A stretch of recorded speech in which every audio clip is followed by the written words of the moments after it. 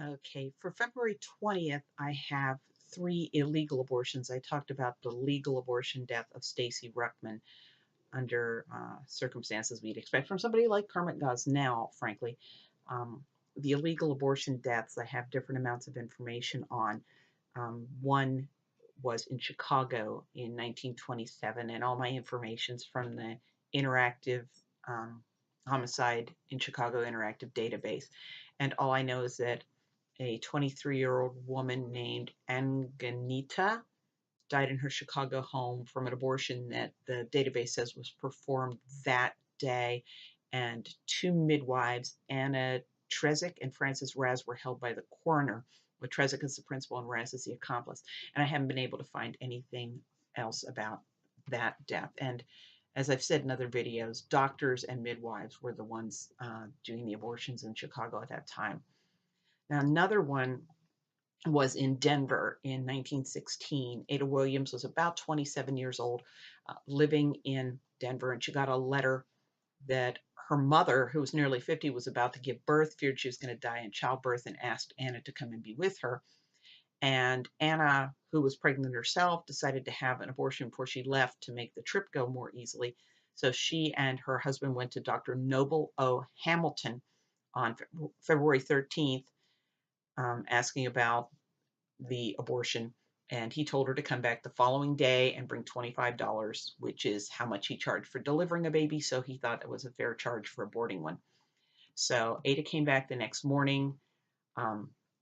Eventually, Hamilton admitted that he had examined Ada and inserted a medicated tampon, but said he hadn't performed an abortion.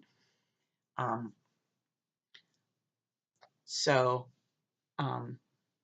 Ada went home after visiting Hamilton's office, visited a friend, but appeared to be sick. By the time Wednesday was around, she was staying in bed, and she went to labor and delivered a dead 3-month fetus. And she sent for Hamilton. He wrapped the dead baby in paper and burned it in the stove and gave her some aftercare instructions. And next day, Ada was showing signs that she was going septic. So Hamilton diagnoses as blood fever. And the next day, he brought in Dr. Gundrum to consult. He tried to say that it was typhoid and said nothing about the abortion, didn't even mention a miscarriage.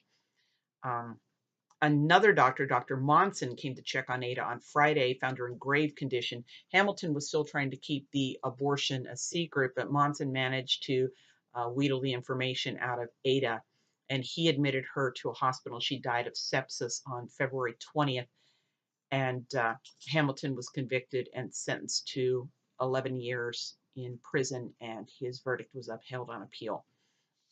And then the last one relates to the inquest in the February 20th, 1856 death of a woman named Catherine, whose last name I'm not even going to try to pronounce. A witness testified that Catherine suffered a violent hemorrhage at Dr. Coble's house in New York, where she had remained for a few days. And as I've said in other videos, it was pretty common. Doctors would have beds at their practices for patients to stay when they were having, I know, definitely abortions. And in order for that not to be fishy, it was probably for other surgeries as well.